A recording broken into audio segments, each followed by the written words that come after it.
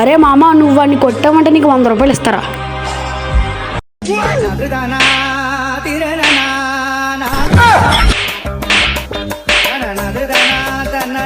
అమ్మో నాకొద్దు, నేనే 100 రూపాయలు ఇస్తాను, నువ్వు వెళ్ళి కొట్టండి. సరే ఇవ్వు, వెళ్ళు.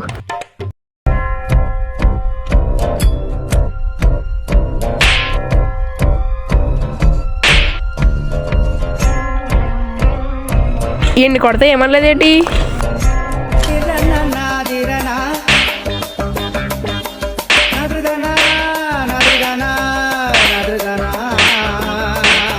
అన్న మరి ఆడెందుకు కొట్టలేదన్నా? అంటే నీ ఇక్కడ ముందు ఆడొచ్చాడు రా, 50 రూపాయలు ఇస్తాను 2 సార్లు కొడతాను అన్నాడు, అందుకే అని కొట్టలేదు.